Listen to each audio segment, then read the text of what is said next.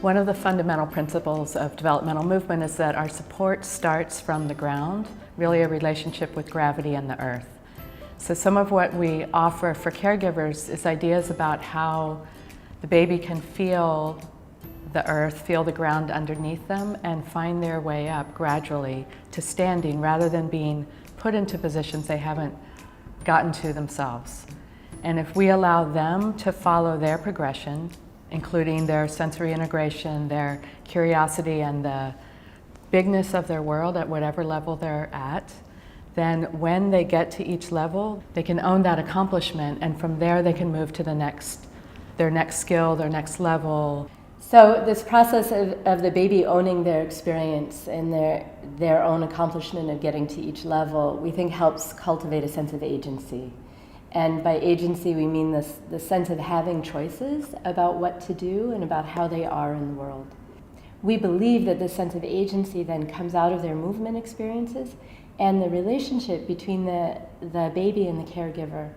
So it's not about making the baby do things all by themselves, but about being with the baby, being a witness to what they're doing, being in relationship to them, and not doing it for them, but also not leaving them completely alone to do it. And that from that relationship and from that interdependence, then they learn a sense of themselves in relationship to others, and we think get this sense of agency about how they are in the world. A big idea out in the world right now is self-regulation. And there's a way that the term self-regulation is a little problematic because it might imply that a person, a baby, a toddler, should become autonomous and independent.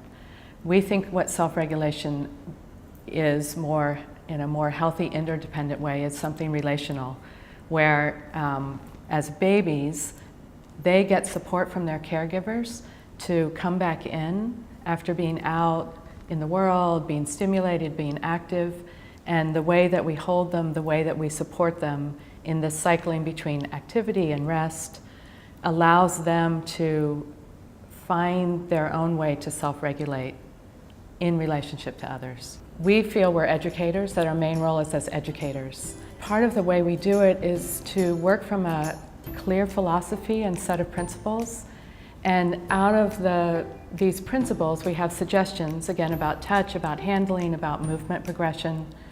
And we offer the suggestions with the context behind it. Why do we think this is important in how we pick them up and how we set them down? So that assuming that the caregivers and parents take on those ideas, then they can own that and be in the process of implementing it in a way that works for them.